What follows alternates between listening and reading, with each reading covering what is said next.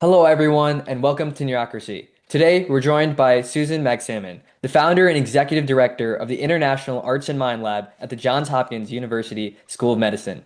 Her work focuses on neuroaesthetics and the science of how arts and creative experiences influence the brain and health.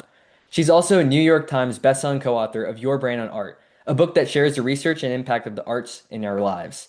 I've linked the book in the description, so be sure to check it out. Dr. Magsamen, thank you so much for joining me today. It's really a pleasure to be here. Thanks for having me. I love the name of your podcast. Oh, thank you. You're the first person to say that actually, so that means a lot. Really? Oh, I Yeah, love it. yeah, It's really smart. yeah, thank you.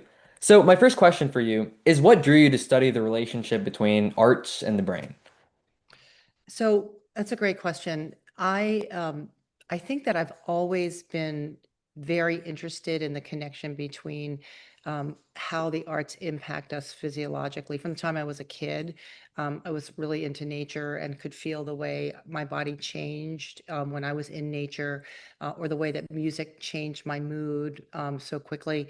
But when I was 12 years old, my sister, who's a twin, my twin, had an accident and she almost lost her leg. And when that happened, she really shut down. So, today we call that trauma or PTSD, Yeah, but a long time ago we really didn't know what that was. And it was by her drawing and creating symbols and metaphors that she was able to bring up the unconscious of what she was feeling and how trapped she was and how afraid she was and how she thought she might lose her leg.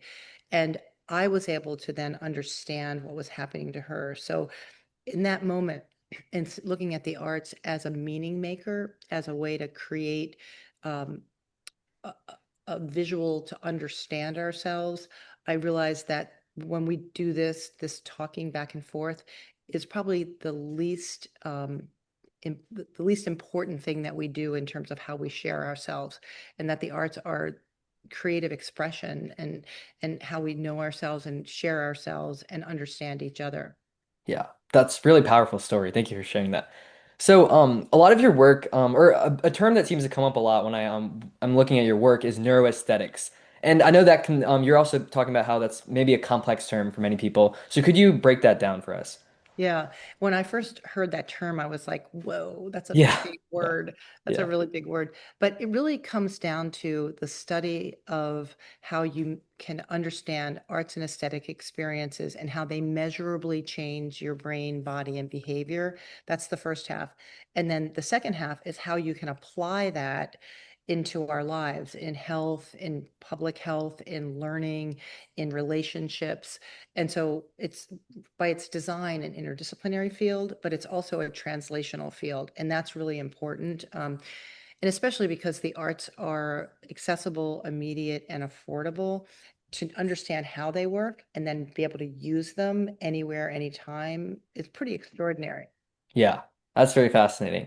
So, one of the things I wanted to ask you is that I'm actually a speed cuber, so I like to solve Rubik's cubes. I compete in competitions, and I've noticed a lot of times when I'm stressed, I turn to the cube and maybe spend maybe 30 minutes to an hour just solving and watching the colors and just having that sense of satisfaction. So, I'm curious, like, what defines an art in this context of being able to positively impact brain function? Do Rubik's cubes maybe fall under that umbrella? Yeah, so that it's a great question.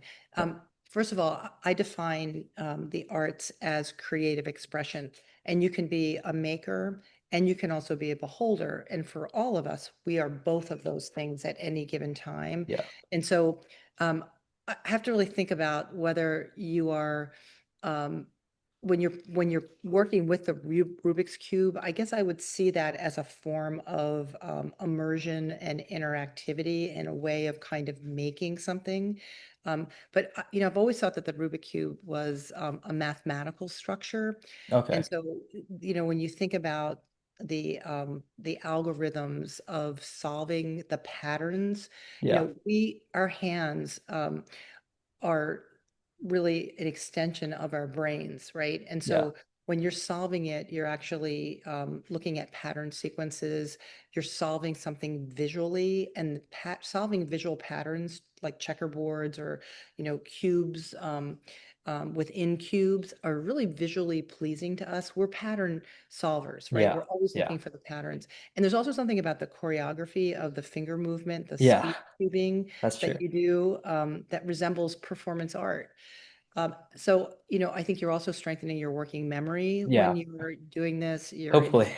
Yeah, hopefully. Well, Yeah. by design, right? But Right, you're right. also, this is 3D object manipulation, that's sort of this rotational skill that uses spatial intelligence. Hmm. So you're doing math and engineering and sort of everyday navigation. And then obviously pattern recognition. And Yeah. I think there's something about lowering your cortisol by using your hands on an object that's lowering cortisol, but Yeah. probably also releasing even oxytocin. And I would guess it moves you into a flow state. And It does. Yeah. That's yeah, the spot on. Yeah. yeah, I do feel very relaxed and it feels a very smooth experience.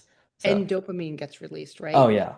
So Yeah. you build this cognitive endurance. So it's a really interesting, I was thinking about the fidgeters when you were asking that, the Okay. thing that people use just to keep their fingers busy that calms them down. Hmm. In some ways, it's a different version it's a more complex version of that.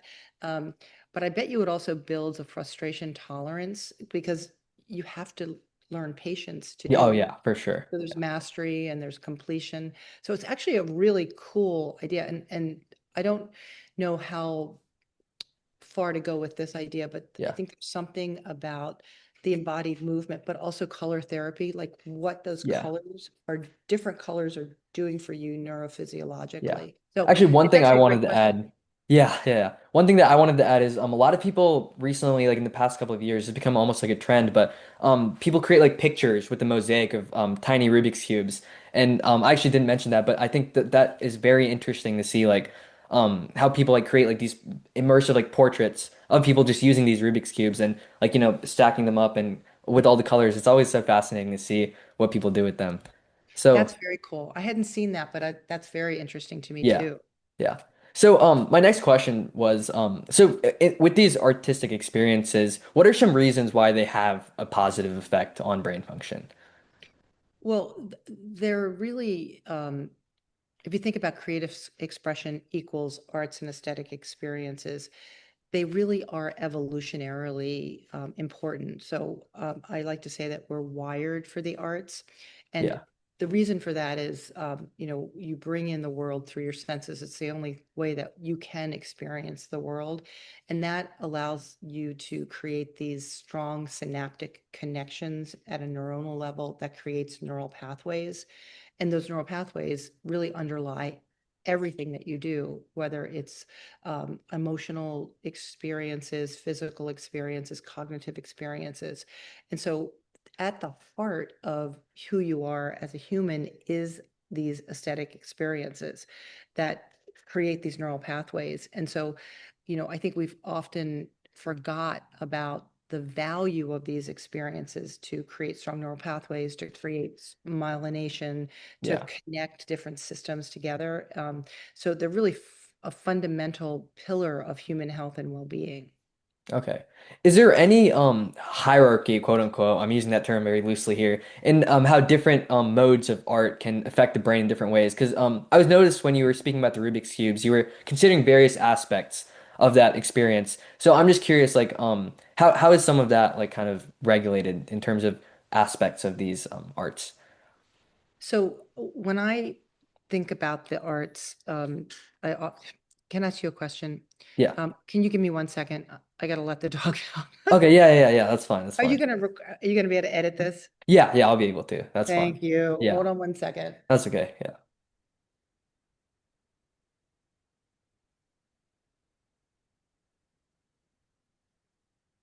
Besides the fact he needs to go out, I can't think when he's like scratching the door. Yeah. Yeah. Yeah. And that's performance art right there. Um, so, you know, different arts do different things, right? They do Yeah. different things in the brain and the body. Right. And so when I'm thinking about, you know, the elephant in the room, depending upon where you touch it, you're going to get something different. So if you're Oh, touching okay. it for Parkinson's, you're going to probably get dance because we know that dance changes gait and mood and sleep for people with Parkinson's. Yeah. There's a rhythm Yeah. element to that. Oftentimes, singing and remembering songs, autobiographical music, helps people that are in a stage of dementia or Alzheimer's literally wake up and remember the songs that are the playbooks of their lives. Things like creative writing Yeah. tend to be very helpful for um, stress and anxiety Yeah. and mental health. And so I think I think about it as a periodic table of art experiences that you can pull together to address some of the different issues that you're dealing with. Yeah. And some of that can be therapeutic and can be intervention, but we know that because of the way our brains lay down these neural pathways, if you are able to incorporate the arts when you're young, you're actually building more connections and you're building stronger connections. And Wow. they have a residual protective effect Oh, over the course of your life. So you're more resilient, you are a quicker thinker, you are more agile, better decision maker, better executive function skills. So you're actually building these stronger emotional and cognitive skills by doing these arts experiences. So every school, K-12 and college, should integrate arts yeah. experiences in everything. Yeah. And really sadly, they don't. Yeah. I think sometimes, or just like I'm just speaking from what I've noticed, I think sometimes people tend to label art as unnecessary because it's not like obvious to the eye, I'd say, the benefits. But I think when you take a second to look deeper, like you're saying, like I think it has a vast array of benefits. So, one of the things that I talk about a lot on this podcast is sleep. And I was just curious, I know you touched on how certain experiences with art can improve like sleep or maybe like affect how like easily people fall asleep. But I'm just curious, like what do you what experiences in art do you see as being potentially beneficial for sleep? For Yeah. sleep. Well, let me just respond to something you just said because I think it's really important. When you said people sort of see arts as a luxury, I think from a societal perspective, we have we've messaged that when you're the arts are nice to have, but they're not a have to have, right? Right. That they're not going to get you anywhere. If you're not good at it, you shouldn't be doing it. So Yeah. there's all this messaging and mythology around the arts that have made us step back from it. And at the same time, as I said earlier, we now know that evolutionarily we are wired for the arts. So we're taking this major thing that we're wired for, like equivalent to breathing, and Yeah. saying that's just not important. And you look at the increased rates of mental illness, you look at the increased Yeah. rates of dementia and Oh yeah. neurodegenerative Yeah. diseases, you can see that there's a real correlation there. And also, we pay for what we value. And and I don't think that as a society have valued the arts until the science has really started to show that, oh, wait a minute, we've actually cut something out that's as important as good nutrition or exercise or sleep. And Yeah. so Yeah. to talk about sleep, the arts support sleep by calming the nervous system, Yeah. regulating our emotions, creating these meaningful transitional rituals from our waking life to our restful life. So I'll give you a couple examples of Okay. that. Yeah. Music slows your Mm. physiological Yeah. arousal, so it slows your heart rate, your breathing. Tempo actually can get steady and gentle. And it also encourages your parasympathetic nervous system, which is kind of like your rest and digest, to activate. So you're literally moving into not a fight or flight, but a much more uh, restful, which your body absolutely needs.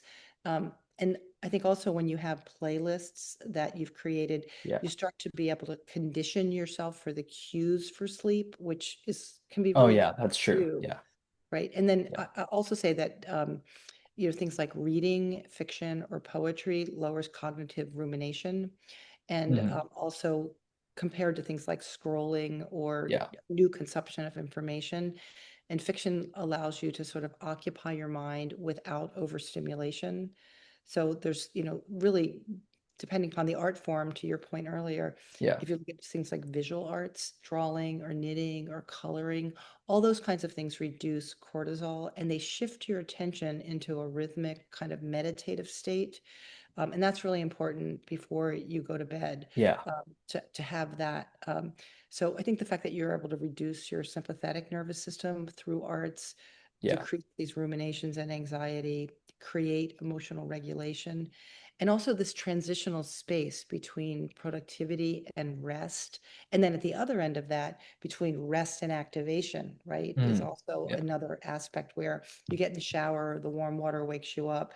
You maybe sing in Yeah. the shower, it activates your Yeah. parasympathetic nervous system. You Yeah. start to feel more awake and alive. And sleep and arts together, I think, are just amazing bedfellows. Yeah. I think also there's something interesting that just popped into my head. Sometimes like in my dreams when I'm sleeping, I picture like interesting like I have interesting dreams that might be perceived as some artistic experience because there's like different colors going on. Like I think it might be interesting. Do you have anything to say about like dreams perhaps and maybe what insights they could offer into how the brain processes art? I love that. Yeah. There's a lot more work happening on dreams, from a scientific perspective, and we know that the brain is really clearing out what happened Yeah. in that day and try again, pattern making, trying to make sense of Yeah. what happened in the day, Yeah. and then getting rid of the information that you no longer need because you've been able to sort of process it. And dreams really allow for that, right? and Hmm. and so I think that's pretty fascinating. I don't know if this happens to you, but I will wake up in the morning. Well, there's also the whole lucid dreaming work where Yeah. you're in the dream, right? and Yeah. and and how that's helping you to process the content. We get so much information in a day. How do you begin to even consciously, but more importantly unconsciously, process it? Yeah. But I'll wake up in the morning and I'll have a song in my head, and that song literally is the consolidation of what I processed during the night. And it's like without fail, somehow my unique processing brings me to a song. And I'll almost always remember that song in the shower. And I often will sing that song in the shower because it really tells me how I feel. And so I think that's another important point, is that, from a neuro aesthetics point of view, is we all process information, arts experiences differently. Yeah. And so what song might come to me is going to be different than the song that comes to you, or what you wake up with and how you feel when Yeah. you wake up. And I think we need to understand the mechanisms, but allow for the individual uniqueness that we each have, because there's nobody that's going to ever be you, Yeah. right? Yeah. And I think that, so how you use these arts is sort of also like personalized medicine in a way. Yeah. So, I know we've been talking a lot about different art forms, and I know we touched on this idea of Rubik's cubes kind of being an interesting way to perceive these. Are there any unconventional art forms you'd say that you've come across that maybe might not strike people as artistic, but seem to have like interesting benefits or like some interesting ways to allow people to experience art? Yeah, that's a great question. I've seen all kinds of things. I've seen people use matchsticks to make portraits. Wow. Uh, I mean, crazy stuff. I've seen artists use their family's dishes to create mosaics to represent certain kinds of feelings. I've Wow. seen AI, generative AI, create images from people with serious mental illness, tell the generative AI how they're feeling. It looks like a Moreau. I'm in a cage. I'm blindfolded, and no one can hear me. And create this piece of art that lets somebody immediately know visually how someone is feeling. Yeah. Um, Gardening is the slowest art form. Gardening is an amazing art form. Yeah. That's Cooking interesting. is an Yeah. art form that's used in the service of humanity. I think what I love about this is, it's infinite. It's just infinite in terms Yeah. of creative expression and how it can be used. And the most important thing is you don't have to be good at it. You don't have to Right. be proficient in any way Yeah. to be able to express yourself through some form, movement, great forms of movement, that may Yeah. not even be called dance. Yeah. So, one thing you said particularly about AI being used to make art actually caught my attention just now. So, I know there's like a huge debate online, especially in this age of AI rapidly increasing like its capabilities. A lot of people are debating whether or not like art gets replaced by AI to some extent.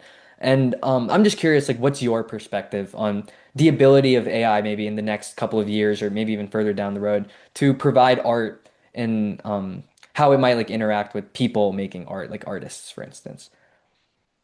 Yeah, that's a great question.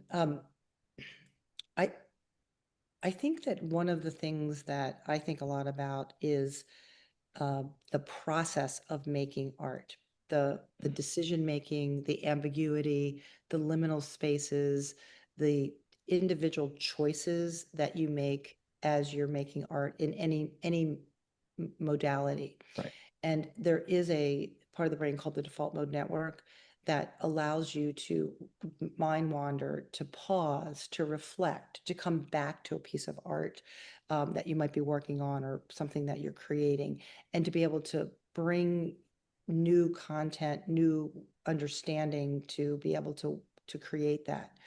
And Yeah. I think that's a very human thing, um, meaning senses, not sensors. And when I think Mm. about AI, what AI does is proficiency, right? It's very quick at making Right. decisions. Yeah. And one of the wonderful things about humans is the maturation of experiences to create something that only you could create through Yeah. your unique point of view. Yeah. And I think one of the things that I worry about is that we're trading off humanity for efficiency.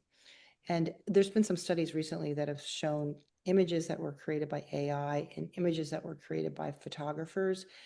And people have a visceral response to the images that are created by people. Um, Yeah. we kind of know it's not real, uh, and or it's Interesting. machine made. And every generation adapts to what it's born into. And so, it'll be interesting to see how we adapt to that. I'm totally a believer in using technology to help you in creating, but I think we have to be Yeah. really careful about abdicating Mm. artistic process Yeah. to AI for speed and efficiency, and not having that deep resonance with the work that you're trying to bring forward. Um, Yeah. and maybe a good way to say that in a slightly different way is that when you plant a seed, you can't say grow, bloom, get on my table, and then give it to my friend, right? And in a way, the art process is like that. You want there is a life cycle that we Yeah. are as humans in terms of how we create. And I think we need to honor that and figure out how technology is in service of humanity. Yeah. And one thing that just comes to my mind is a lot of like, interesting ideas that we have as humans tend to come at very unexpected moments. Or I think actually one thing specifically is I think Einstein used to play the violin a lot. And I think I remember coming across some research or article about how a lot of his like discoveries or like critical thinking insights came from when he was playing the violin. And a lot of scientists actually tend to be very involved in those creative pursuits that have actually assisted them within the advancement of science and making those discoveries. So it's always interesting to see like the 100%. power of our brains, right? So Jonas Salk, the story about Jonas Salk discovering the cure to polio was he was very frustrated. He had a basement. I mean, environment matters, spaces matter too. yeah. He was in a basement lab, and he ended up going to Italy, walking a monastery, and that was where in that default mode network, in that space between the raindrops, is where he figured out the cure for polio. And he Wow. ultimately, met with Louis Kahn, and they built the Salk Institute out in La Jolla. And even there, they designed an entire place and on paper. And then when they looked at it, they realized it didn't move them. It wasn't awe-inspiring. It didn't have that element that you're talking about that allowed for that liminal knowing Yeah. that is so extremely human. Yeah. And so they started again, and they ultimately built what's there now, which is you feel like you're in a sacred place, Yeah. and that any idea is possible and that ideas could come. But I think we all have had that experience where it's like it pops in your head. It's like, oh my God, that's the answer. And Yeah, yeah, yeah, and yeah, God, I would hate to give that up. I would hate to give up that aha. yeah. So my final question for you is actually connected to this idea of spaces. So I know you touched on this a little bit, about how schools, like K through 12 schools, for instance, should be incorporating more art, especially when I'm teaching like younger minds, for instance. So and we're also talking about the creative insights and how the power of the human brain in those spaces that promote creativity. So I'm just thinking like, what kind of ideas do you have for spaces in society to kind of promote this creative thinking, whether that's through the interior design or maybe other kinds of interesting ways to make the spaces around us conducive for our brains. So, and our bodies. Yeah, yeah, There's a great quote by Jill Bolte Taylor that says, most of us think of ourselves as thinking creatures that feel, but we're actually feeling creatures that think. And so mhm, you are always in a space, and yeah, spaces have different purposes. Like at home, hopefully, home is a place to relax, yeah, to enjoy each other, to rest. So, how do you mhm, create those spaces? And from a neurophysiological perspective, we know a lot about what are those conditions that you can create for those different kinds of spaces. And they are going to be unique. Elements will be unique to your culture, to where you come from, what your yeah, preferences are. But the more we create spaces that are about um, feeling, not function, like what's the impact of a space that you're trying to achieve?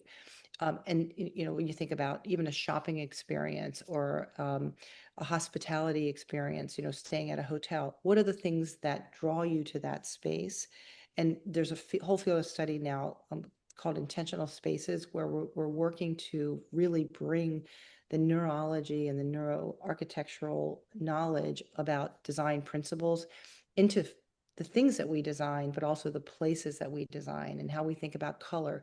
So as opposed to thinking about design as fad or, what's in vogue, what is our physiology asking for? And it's yeah, going to be different in different cultures and different regions for different purposes. So it's actually a really exciting time to be thinking about spaces. And I'll add one more thing to that, which is that there's a process called set and setting, and you might know it. It's initially been used to talk about psychedelic transformative experiences. But if you thought about, so the way it goes is there's an induction, there's a set. How do you get ready for a transformative experience? yeah, So that's a really important thing. So you could think about that as a threshold or how you enter into a space.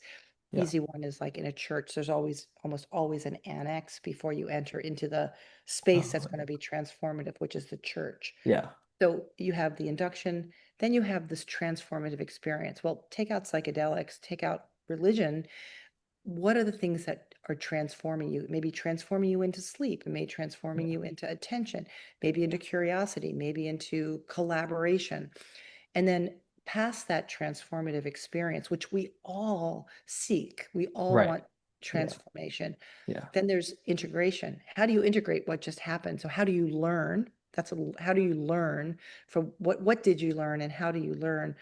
And how do you integrate that as not something that happened and you move on, but how do you create a behavior or a habit, or your nervous system has changed? How do you understand that change? And then what I like to think about is post integration. So when you're back in your day-to-day world, you're different, you're changed. How do you continue to move along a new path because you're neurophysiologically different?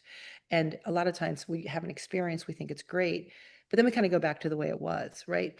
So yeah, if we're really changing, growing humans, how can you think about induction, transformation, integration, and then post-integration? yeah. So on that note, thank you so much for joining me today. This is a very fascinating conversation, and I'm actually so glad that I reached out to you because I think I learned so much in today's conversation. I'm actually probably going to rewatch this episode just for myself and my own understanding of arts and the brain. But thank you so much, really, Well, for keep joining. using your Rubik's Cube. That's the Yeah, best. I Yeah, love so it. I actually I go to senior homes and hospitals teaching people how to solve these cubes. I'm actually this weekend I'm going to a competition where I'm organizing a fundraiser for pediatric cancer patients for these Rubik's cubes. I have my own nonprofit and I'm actually partnered with a few other ones, but that's why I wanted to ask about the Rubik's cubes because I personally see that not only are they providing this artistic experience, but they're allowing people to realize that they can do things that they may not have thought possible, which I think is also another fascinating aspect of art, where you see these like masterpieces, and I feel like not everyone knows what they're capable of, but art is one of those things where you can really just take a step back after you create something and be like, wow, like I made that. What else can I make? So I love that. yeah, Are you still in school? yeah, I'm a 12th grader. I actually just got off school like an hour ago. Oh, So that's so cool. yeah, Where do you go? Are you in what state are you in? I'm in St. Louis, Missouri. Oh, excellent, excellent. Yeah. Well, send me your fundraiser and I'll make a donation. Oh, really? Oh, thank you so Yeah, much. of course. Thank you. Yeah. Yeah, well, thanks for thinking of me. Yeah. Yeah. All right, Okay. have a good time. That sounds like a lot of fun. Yeah. Thank you.